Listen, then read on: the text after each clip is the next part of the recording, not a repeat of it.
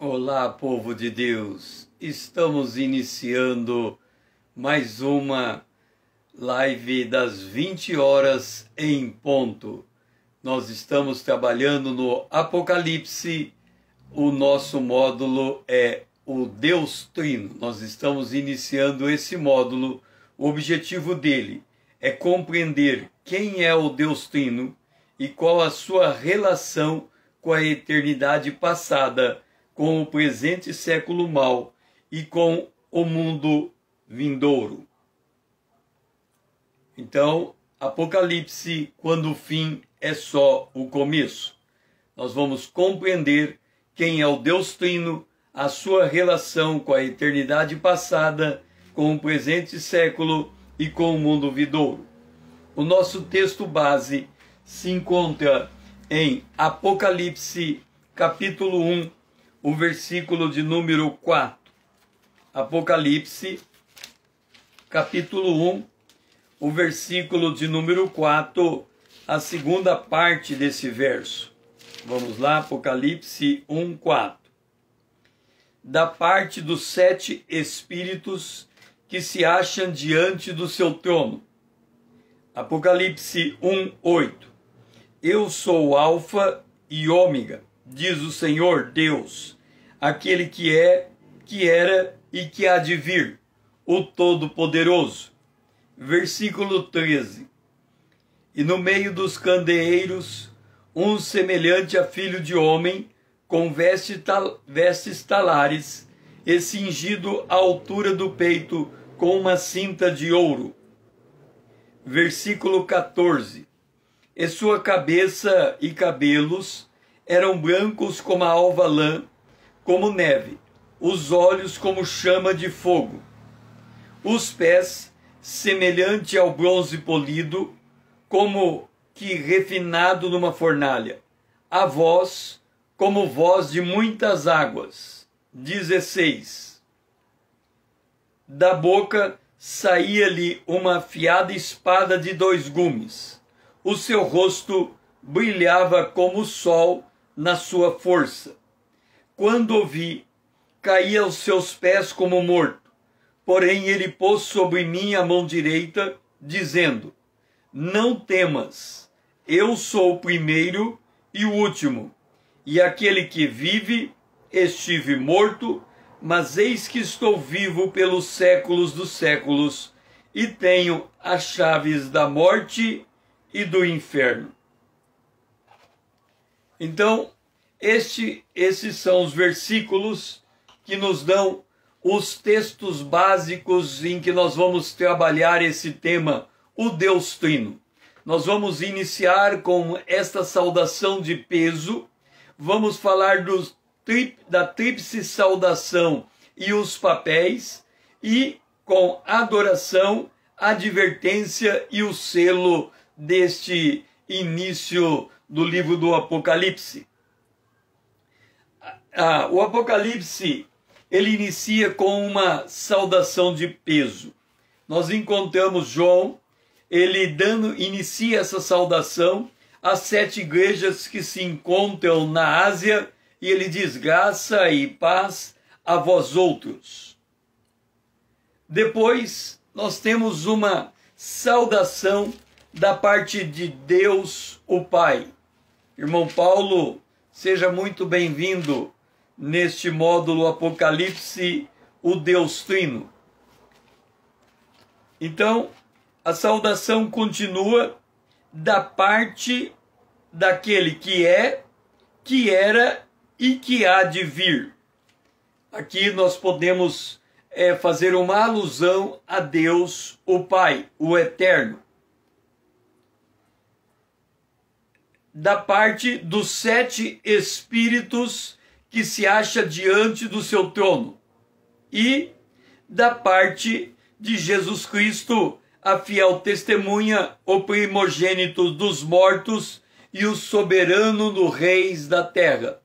Por exclusão, nós colocamos que a primeira menção diz respeito a Deus, o Pai, da parte daquele que é, que era e que há de vir. Depois é apresentado o Espírito Santo, da parte dos 7 espíritos que se acha diante do seu trono, e conclui da parte de Jesus Cristo. Por fim, vem o testemunho de João.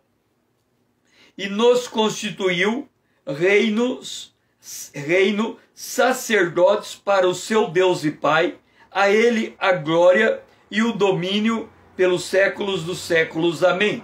Então aqui termina com o testemunho de João. Então vamos olhar para essa tríplice saudação. A tríplice saudação, ela retrata os papéis desempenhados por Jesus em cada uma das fases da sua tríplice vinda a esse planeta. Olha o que eu estou dizendo. Jesus veio 3 vezes ao planeta. Você vai falar, César, mas 3? Jesus veio a primeira vez e nós estamos esperando a segunda. O que é essa terceira vez? É que nós temos que contar a cristofania, a aparição de Jesus antes dele nascer como homem. Depois ele veio a primeira vez e ele veio a segunda vez. Então vamos colocar aqui os nossos marcos temporais. A eternidade passada, o nosso tempo e a eternidade futura. OK? Então aqui nós temos a criação dos céus e da terra, e haverá uma nova criação dos céus e da terra. Nós temos a crucificação de Jesus e a volta de Jesus. E nós temos o derramamento do Espírito Santo e nós temos a ressurreição e o arrebatamento da igreja. Nós já mostramos em outro módulo que nós temos aqui a linhagem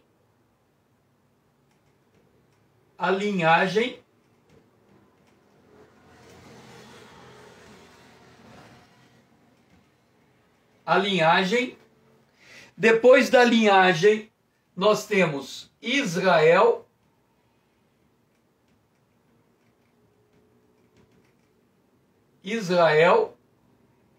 depois nós temos a igreja e depois nós temos Israel de novo. Israel de novo.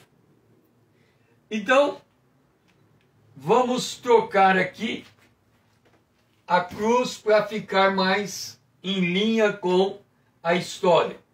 Então aqui nós temos a cruz e nós temos o derramamento do Espírito Santo. O derramamento do Espírito Santo. Agora, observa aqui. Jesus, ele se apresentou antes dele vir como homem, e nós podemos colocar ele aqui como servo de Deus.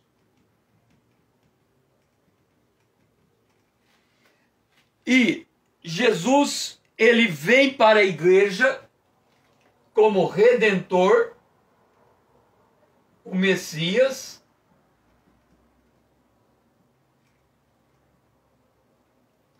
E ele voltará como rei.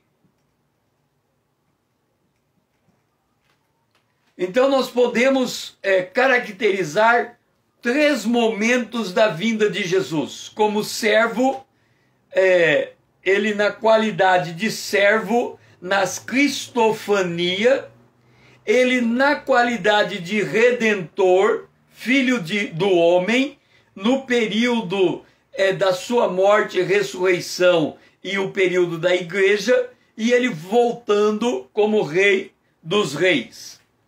Então nós podemos colocar que ele esvaziou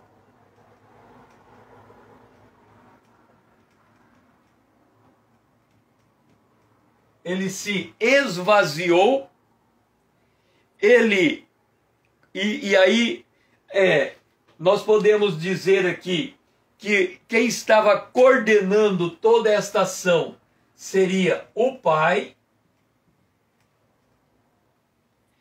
Ele derramou o Espírito Santo.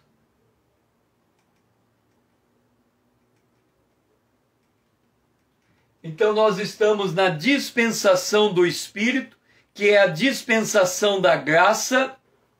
Ele derramou o Espírito Santo e ele exercerá o trono.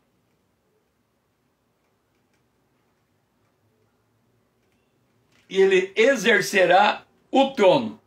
Então aqui ele vai reinar. Aqui nós temos o Espírito Santo e aqui nós temos Jesus Cristo. Então nós podemos enxergar a história com estas divisões, ok? Jesus, antes da cruz, ele tem a cristofania, ele aparece em determinados momentos, depois ele se faz homem, ressuscita e está sentado à direita do Pai, esperando que o Pai coloque os seus inimigos debaixo dos seus pés, e o Espírito Santo vem e é derramado, e depois ele volta visivelmente para Israel, para os juízos e estabelecer o milênio. Ok, então vamos à primeira saudação. A ele a glória e o domínio pelos séculos dos séculos. Amém. Uma adoração a Deus. Aliás, aqui nós temos uma adoração, quando João, na sua saudação, ele diz: a ele a glória e o domínio pelos séculos dos séculos. Depois do verso 7 de Apocalipse capítulo 1, nós temos uma advertência: eis que vem com as nuvens, e todo olho verá, até quanto os traspassara, e todas as tribos da terra se lamentarão sobre ele. Certamente, amém.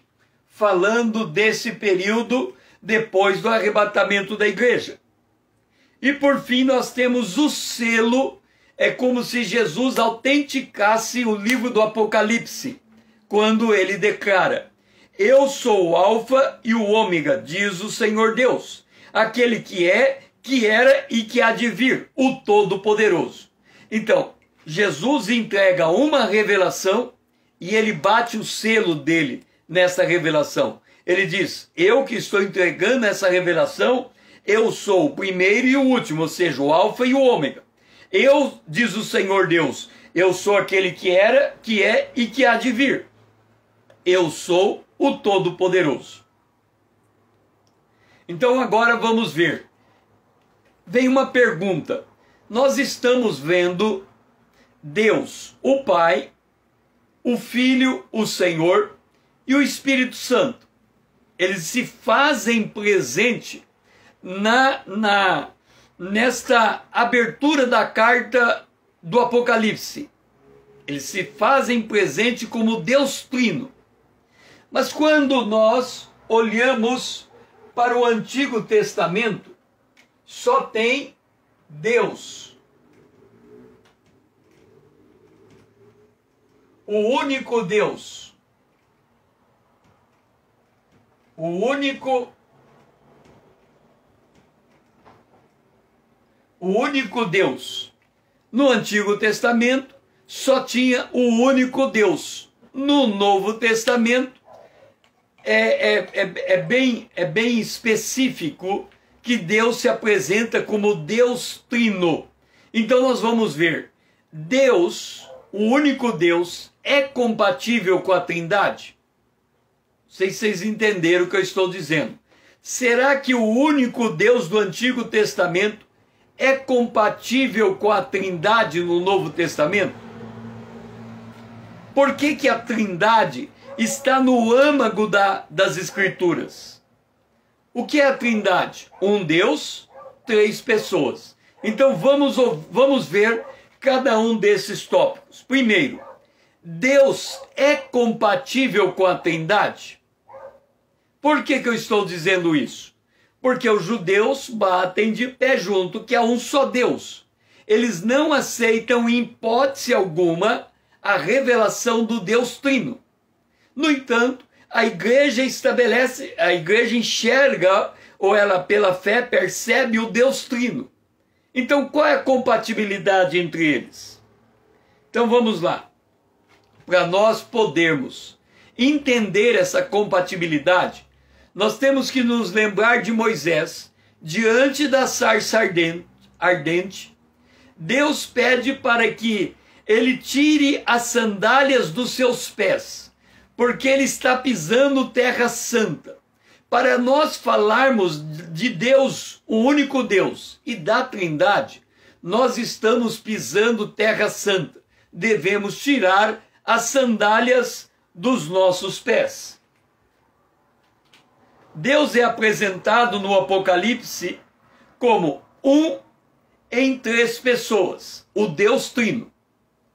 No Apocalipse, Deus se apresenta como um em três pessoas. Ok. Agora, o que é unicidade? O que é o único Deus? No Antigo Testamento, isso é uma doutrina judaica, só há um único Deus e fora de Deus não tem outro Deus. Olha só, grava bem isso. Só tem um Deus. Não pode existir, em hipótese alguma, um outro Deus. Só um. Esta é a doutrina judaica. É a doutrina do Antigo Testamento. Só há um Deus. No Novo Testamento surge a Trindade. O que é a Trindade? Estado de ser três. Note, eu não estou falando três Deus. Eu estou falando, a Trindade significa estado de ser três. Estado de ser três. É uma doutrina cristã. Então, o judeu tem a doutrina, o único Deus. O cristão tem a doutrina, o único Deus em três pessoas. Então, como que vamos fazer essa compatibilidade? No Antigo Testamento, a gente lê em Isaías 44, verso 6.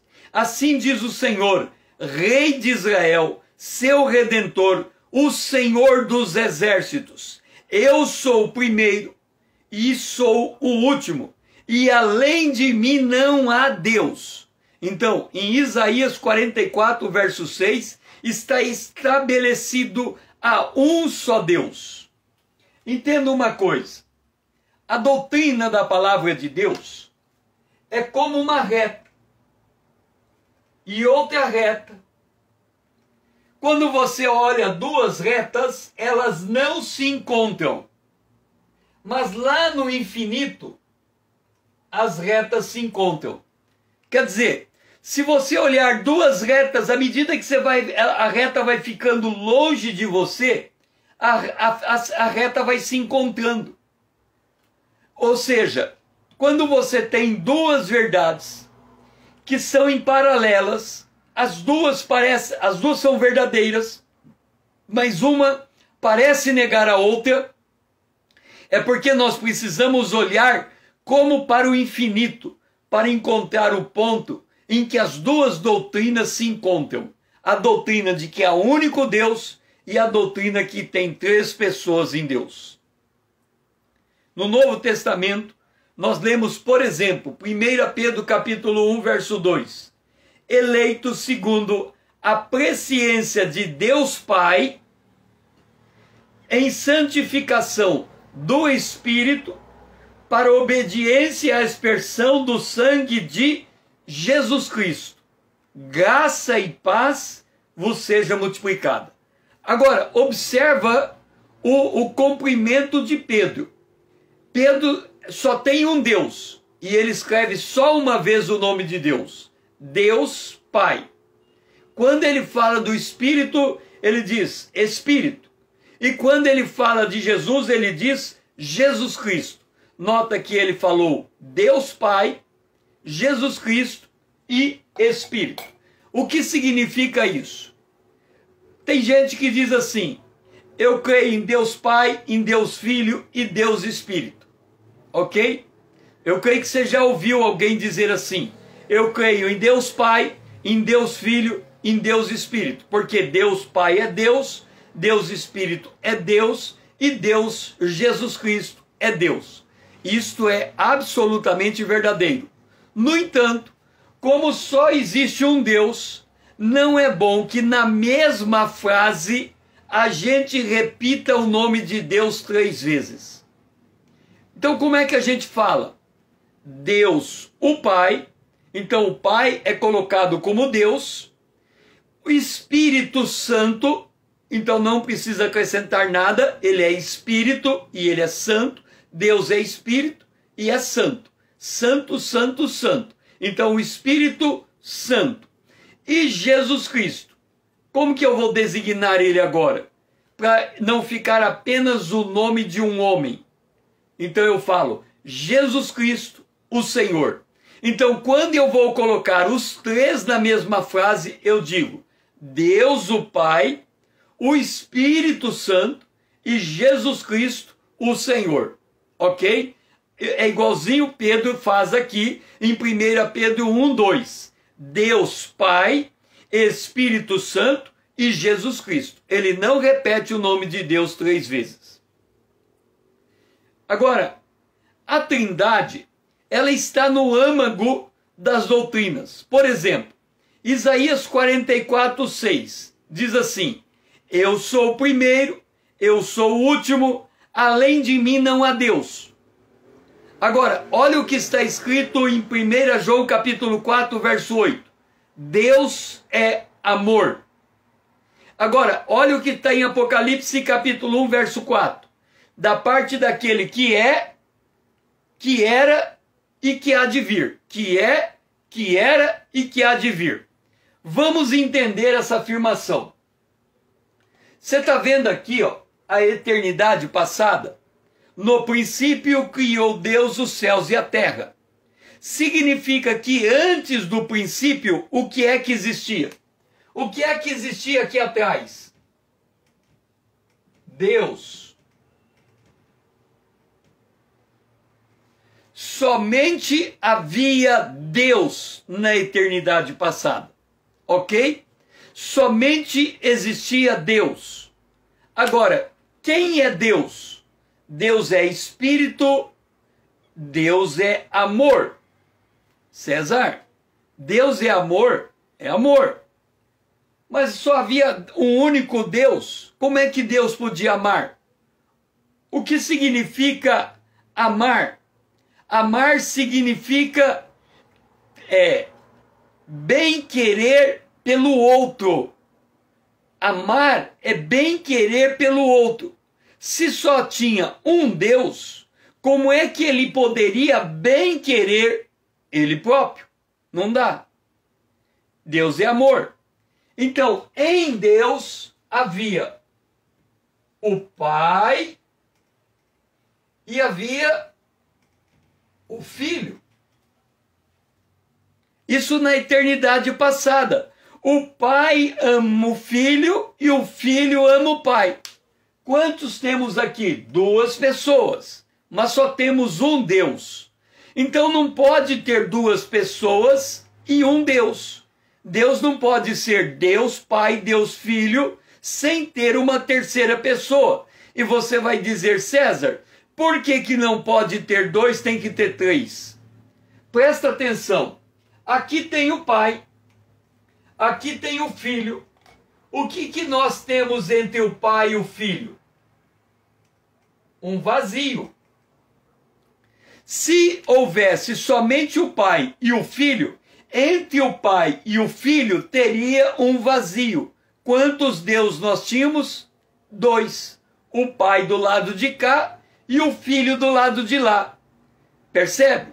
O Pai do lado de lá e o Filho do lado de cá. com um vazio no meio. Não pode ter vazio no meio, só tem um Deus. Quem é que preenche o vazio entre o Pai e o Filho? O Espírito Santo. Então, quando o Pai diz, eu amo meu Filho, o Espírito Santo pega a palavra do Pai, vai lá no Filho e entrega a palavra. Quando o Filho diz, eu amo o Pai, o Espírito Santo pega a palavra do Filho e devolve para o Pai. Então não existe um espaço entre eles. É um Deus em três pessoas. E o Espírito Santo é a pessoa que se movimenta. Por isso que quando Deus cria os céus e a terra, todo o universo, a Bíblia diz que é o Espírito de Deus que está em todos os lugares. É o Espírito de Deus que expande, que ocupa tudo. O Pai permanece sentado no lugar onde está seu trono, em luz inacessível. O Filho está sentado à direita do Pai. E o Espírito Santo ocupa tudo, tudo, tudo, tudo, tudo. Para onde me fugirei da tua face? Se eu for para o alto, tu estás. Se eu descer no abismo, tu estás. Se eu for para a terra, tu estás. Nem a treva pode me encobrir. Por quê? Porque o Espírito Santo preenche tudo. Então há um Deus, e em Deus temos três pessoas. Deus o Pai, o Espírito Santo e o Filho, o Senhor. Quando se considera a eternidade passada e a eternidade futura, com um interstício de tempo, o que se faz considerar é olhar isso aqui na dimensão humana. Na dimensão humana, tem uma eternidade para trás, tem uma eternidade para frente e tem o tempo calculado no modo do homem calcular. O sol virando todo dia. Percebe? Então, quando nós entramos na consideração do tempo, é porque Deus se permite revelar para o homem dentro da cronologia do homem, dentro do tempo do homem. Salmo 90, verso 2 diz, para Deus a entidade do tempo não existe. De eternidade a eternidade, tu és Deus. Esta é a declaração do Salmo 90. Então, o tempo existe para o homem entender a sua vida. Mas para Deus, ele era, ele é e ele será a mesma coisa. Jesus é o mesmo ontem, hoje e o será para sempre. Para Deus, a eternidade passada e presente e futura, com interstício de tempo, é tudo uma mesma dimensão. Ele é Deus. Por amor, se entende forte afeição de uma pessoa pela outra. Então nós temos aqui, o Pai tem forte afeição pelo Filho. Nesse caso, se havia um só Deus, e em Deus nenhuma pessoa, então não há amor. Porque se não houvesse três pessoas em Deus, Deus na eternidade passada, quando não existia o universo, como é que ele iria amar? Ele não tem para quem destinar o seu amor. Mas como em Deus tem três pessoas, então ele pode amar. Contudo, Deus é amor. Portanto, necessariamente, tem que ter mais de uma. Tem que ter o Pai, tem que ter o Filho. No entanto, como Deus é amor, o amor do Pai emana para o Filho e o amor do Filho vem para o Pai por meio do Espírito Santo, em um eterno e inesgotável volver. É como as ondas do mar, ela vai e volta, ela vai e volta. O amor do Pai vai para o Filho, o amor do Filho volta para o Pai, e o Espírito Santo vai levando esta mensagem de um para o outro no movimento incessante. É por isso que no Novo Testamento, Jesus fala que rios de água viva vai fluir do seu ventre. Ele está falando do jorrar do Espírito Santo. É por isso que Paulo ele fala que o amor de Deus está derramado em nossos corações. Ele está falando do derramar do Espírito Santo. É por isso que quando o Espírito vem sobre o homem, em Atos capítulo 2, o Espírito é derramado sobre o cenáculo, porque o Espírito é um mover incessante. É por isso que o judeu, o rabino, quando ele vai ensinar, ele fica se movendo assim, ó, porque ele entende que o Espírito está no movimento incessante. Então ele ensina movimentando como se ele pudesse balançar a sua alma no mesmo movimento do Espírito de Deus. Agora, nós vimos aqui que Deus é amor. O Pai ama o Filho ama o Pai. Agora, este Deus que ama, ele habitará na Nova Jerusalém. E a Nova Jerusalém tem duas chaves importantes para acessar a Nova Jerusalém. Vamos entender. Primeiro, a Nova Jerusalém é um cubo. A Nova Jerusalém é um cubo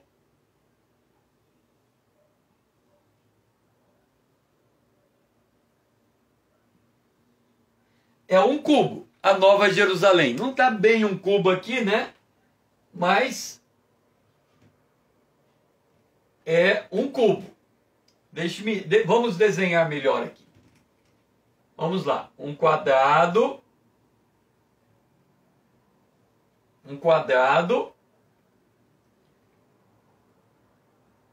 Paralela, paralela, paralela e paralela. Ok? É um cubo. Essa é a Nova Jerusalém. Apocalipse capítulo 1, verso 2. Vi também a cidade santa, a Nova Jerusalém, que descia do céu, da parte de Deus ataviada, como noiva adornada para o seu esposo. Esta Nova Jerusalém, ela tem 12 portas. Cada lado dela tem uma porta. Ela tem 12 portas. E aí, quando a Nova Jerusalém chega, é dito: e lhes enxugará dos olhos toda lágrima. A morte já não existirá. Já não haverá luto, nem pranto, nem dor, porque as primeiras coisas passaram. É aqui, ó, Deus criando novos céus e nova terra, e a Nova Jerusalém descendo do céu.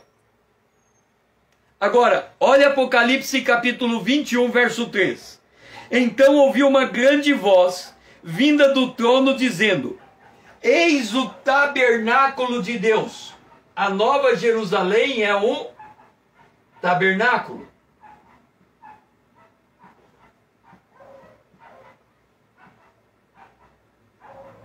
É o tabernáculo de Deus. Esta é a Nova Jerusalém, um tabernáculo de Deus com os homens. Deus habitará com eles. Eles serão povo de Deus, e Deus mesmo estará com ele. Então, aonde que vai estar o trono de Deus? No centro da cidade, Nova Jerusalém. Ali vai estar o trono de Deus, bem no centro da cidade. Vai estar o trono de Deus. Agora, vamos entender a chave da porta. Para nós entrarmos nessa cidade, nós temos que passar pela porta da cidade. Ok? Presta atenção. Nós temos que passar pela porta da cidade. Isaías 44, versículo 6.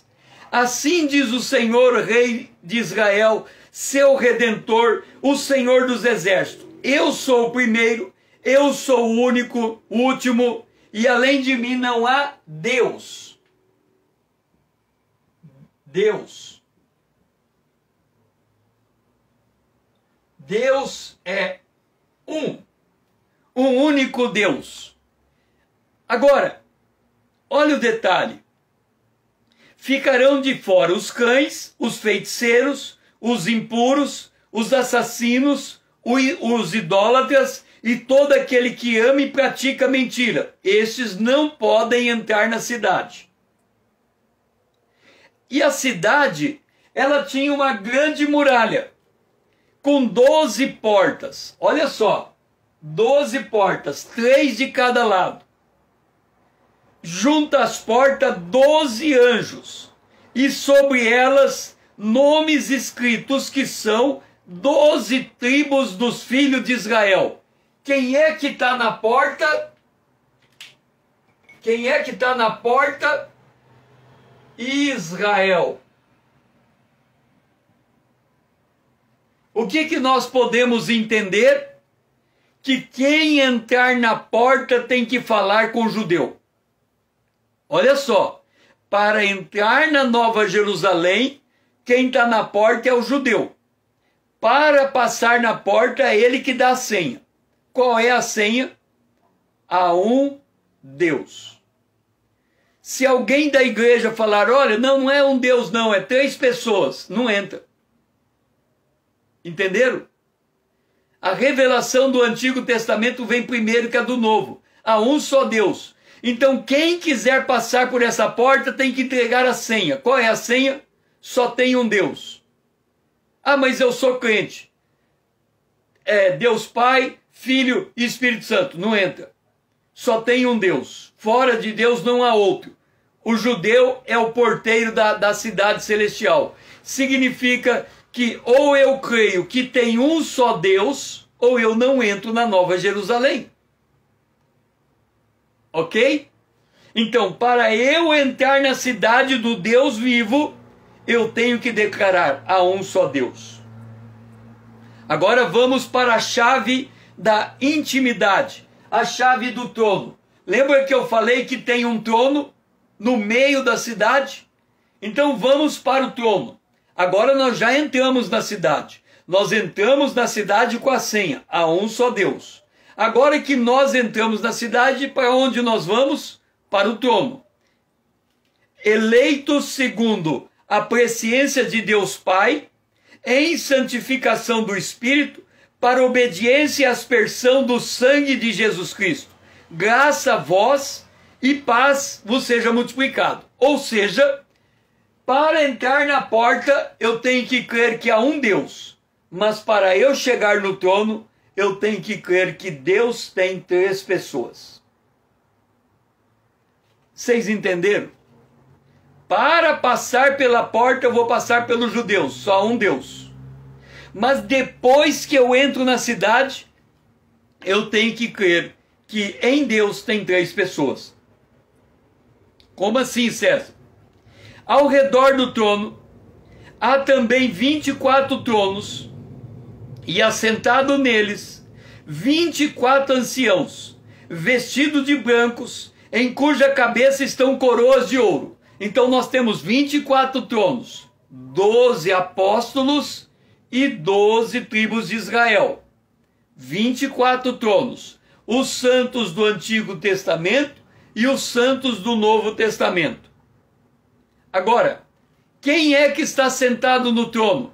Apocalipse capítulo 4, verso 2. E no trono alguém sentado. Alguém, não é dito quem, mas a gente sabe que esse alguém é Deus, o Pai.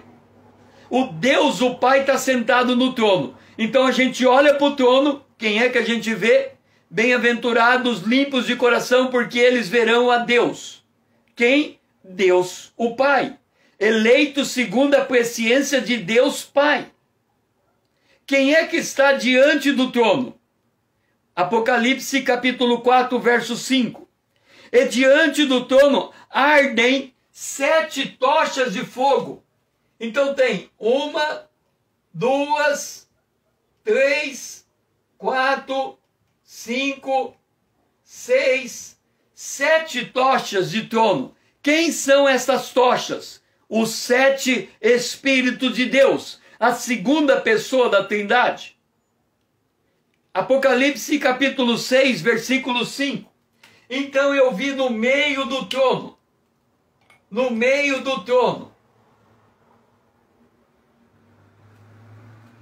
um cordeiro, como tendo sido morto. 3 pessoas. Então, para entrar na cidade, um Deus é a chave da entrada. Para ter comunhão com Deus, 3 pessoas.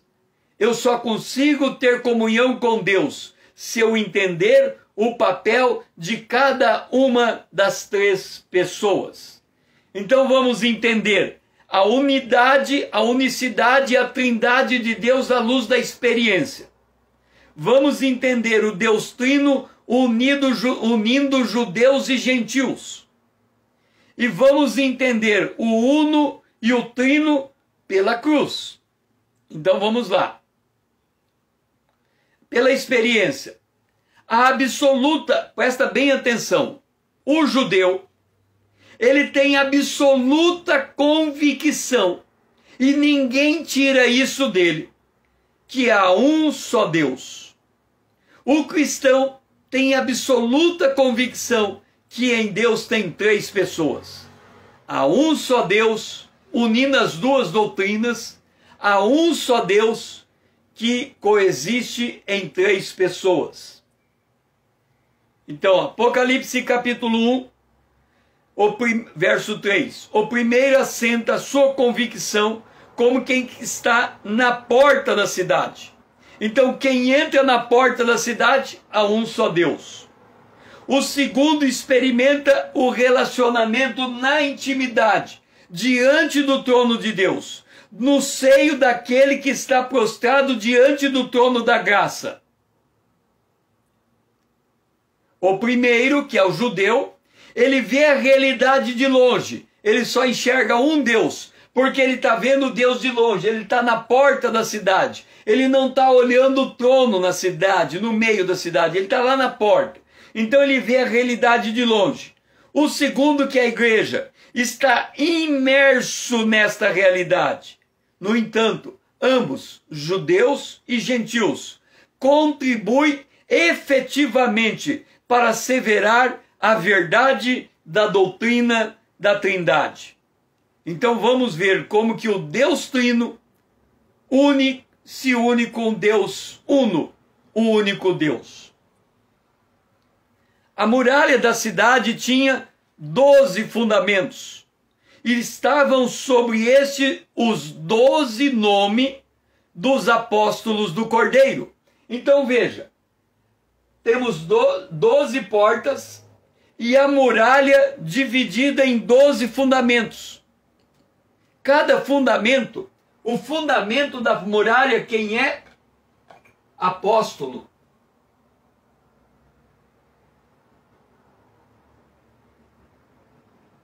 Os apóstolos, 12 apóstolos, fundamento da cidade. Nós somos edificados sobre o fundamento dos apóstolos e dos profetas, sendo Jesus a pedra de esquina. Ao redor do trono, 24 tronos.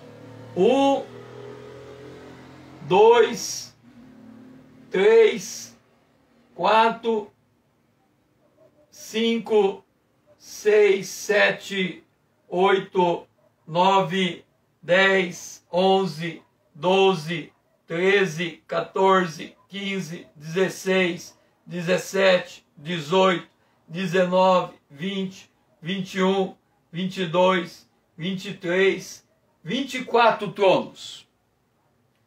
12 cordeiros, 12 apóstolos, 12 líderes das tribos de Israel. Tinha grande e alta muralha, 12 portas, e junto às portas 12 anjos, e sobre elas os nomes inscritos das 12 tribos dos filhos de Israel. O que a Nova Jerusalém faz? Ela une os judeus e os gentios. Agora entenda, os gentios, ou a igreja é formada de judeu e gentil. Então, é os 12 apóstolos que representam a igreja e os 12 tribos de Israel que representam Israel. Por que que tem essa separação? Porque no Antigo Testamento, Israel é a esposa do Criador. Olha só, Deus, ele é criador. Quem é a esposa do Criador? É Israel. E Deus é redentor. Quem é a esposa do Redentor? A igreja. Percebe? Por isso que Israel tem um plano específico para ele e a igreja tem outro específico para ela. Porque Israel, ele é o guardião da criação e a igreja é a adoradora de Deus. Ela é a esposa do Cordeiro. Então vamos lá. Agora vamos ver como na cruz os judeus e os gentios vão se unir. Porque ele, Jesus, é a nossa paz, o qual de ambos, judeus e gentios, ele fez um único povo. Tendo derribado a parede de separação que estava no meio, a inimizade, aboliu na sua carne a lei dos mandamentos na forma de ordenanças, para que dos dois, judeus e gentios, criasse em si mesmo um novo homem, fazendo a paz.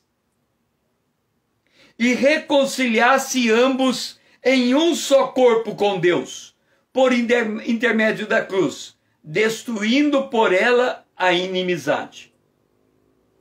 E vindo, evangelizou a paz, a vós outros, os gentios, que estáveis longe, e paz também aos que estavam perto, aos judeus, porque por ele, Jesus, ambos, judeus e gentios, temos acesso ao Pai em um mesmo Espírito. Em um mesmo Espírito.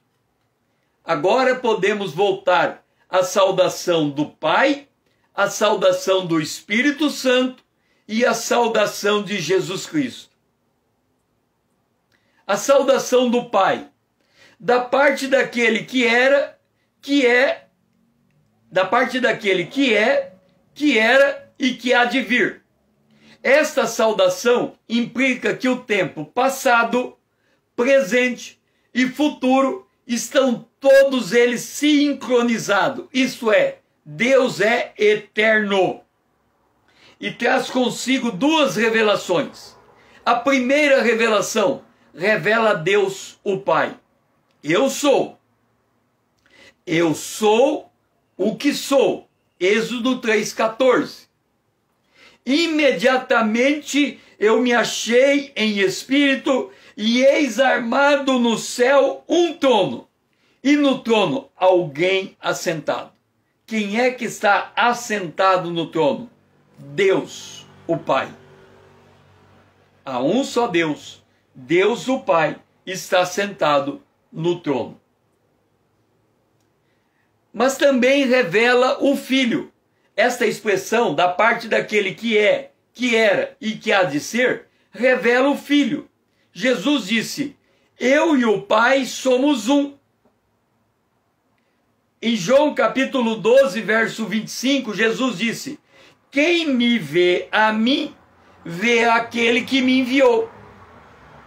João 14, verso 9 diz: quem me vê a mim, vê o Pai. Apocalipse capítulo 5, versículo 6. Então vi no meio do trono e dos 4 seres viventes, e entre os anciãos, de pé, um cordeiro, como tendo sido morto. O que é que você está dizendo, César? Eu estou dizendo que se você ver o Pai, você vê o Filho. Se você ver o Filho, você vê o Pai. Os dois estão intimamente conectados. Eu e o Pai somos um. Apesar de que está escrito lá que tem o trono de Deus, um assentado no meio do trono. E depois é dito que no meio do trono de pé está o Cordeiro. Então nós estamos enxergando o Pai assentado, o Filho de pé e o Espírito Santo na frente. Então nós vamos ter a condição de ver a Trindade. O Pai, bem-aventurados limpos de coração, porque verão a Deus. O Filho, assentado à direita do Pai. E 7 espíritos diante do trono, 7 tochas, 7 espíritos, que é os 7 espíritos de Deus, o Espírito Santo. Agora, por outro lado, se nós fôssemos no céu e só víssemos Jesus, daria no mesmo. Porque estaríamos em Jesus vendo o Pai, e o Pai está no Filho, e o Filho está no Pai, porque os dois são um. Então é difícil a gente explicar como que vai ser a realidade no céu. Se nós vamos ver o Pai sentado, o Filho sentado do lado, ou vamos olhar tanto o Filho que o Pai vai estar dentro do Filho, é difícil nós explicarmos essa relação, tal a unidade entre o Pai e o Filho. A saudação do Espírito Santo. Da parte dos 7 espíritos que se acham diante do trono. Por que 7 espíritos? É uma alusão às 7 facetas do Espírito. Lembra que João Batista, falou que em Jesus, Deus não lhe dava o Espírito por medida. É difícil a gente explicar como é que o Espírito Santo estava dentro de Jesus. Porque não é por medida, quer dizer, extrapolava a medida. A gente não pode dizer que Jesus tinha 100% do Espírito Santo. Não dá para falar. Porque não tem como medir a presença do Espírito Santo em Jesus. Quando fala que um crente tem o Espírito, a gente fala, ele está cheio do Espírito. Ele não pode ficar mais do que cheio. O corpo dele é o limite da capacidade de conter o Espírito, vamos assim dizer. Ele fica cheio. Agora, quando fala de Jesus, não tem como contar esse limite. Ok. 7 espíritos. Isaías capítulo 11, verso 2. Espírito do Senhor, espírito de sabedoria, espírito de inteligência, espírito de conselho, espírito de fortaleza, espírito de conhecimento e espírito de temor do Senhor. 7 espíritos. É por isso que quando olhamos para o Espírito Santo diante do trono de Deus, a gente vê 7 tochas. É o mesmo Espírito. Em 7 manifestações. O Espírito do Senhor, o Espírito de sabedoria, o Espírito de inteligência, o Espírito de conselho, o Espírito de fortaleza, o Espírito de conhecimento e o Espírito do temor do Senhor. Qual é o papel do Espírito Santo? Em Isaías capítulo 11, versículo 9, ele vai encher a terra da glória de Deus. O Espírito Santo, ele vai encher todas as coisas. No cristão, ele habita no cristão.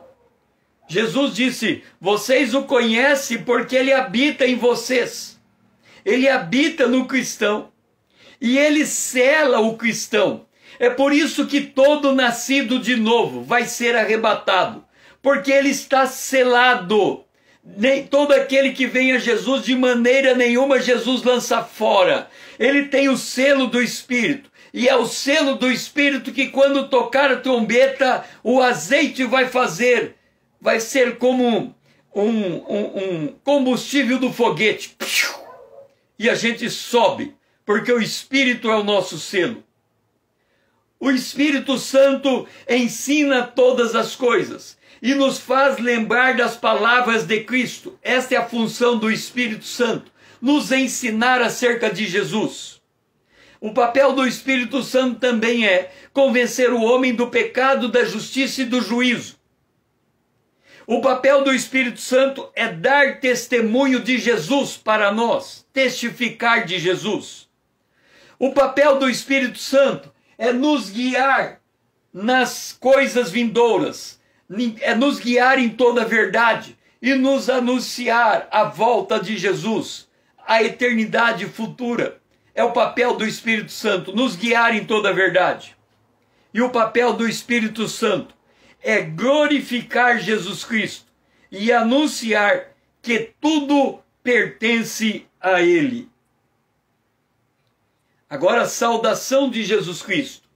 Da parte de Jesus Cristo, a fiel testemunha, o primogênito dos mortos e o soberano dos reis da terra. Jesus se apresentou, primeiro, da parte de Jesus Cristo, como o próprio Filho do homem, que não veio para ser servido, mas para servir e dar a sua vida em resgate de muito. Portanto, Jesus Cristo é o servo. Ele se apresenta como servo. Ele se apresenta também como redentor, o qual a si mesmo se deu por nós, a fim de nos remir-nos de toda iniquidade e purificar para si mesmo um povo exclusivamente seu, zeloso e de boas obras. E ele se apresenta como Senhor, e toda língua confesse que Jesus Cristo é o Senhor, para a glória de Deus. A fiel testemunha, o servo, o primogênito dos mortos, o Redentor, o soberano dos reis da terra, o Senhor.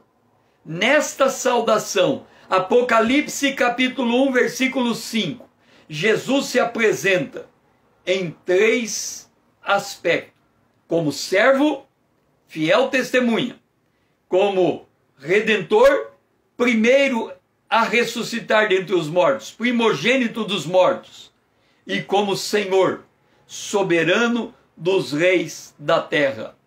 Então nós vimos a apresentação do Pai, a apresentação do Filho, do Espírito Santo e a apresentação do Filho nessas páginas iniciais do livro do Apocalipse. Entenda uma coisa. Quando a igreja ela é trazida para a presença de Deus, ela tem a graça de entender essa revelação, a profundidade desta revelação.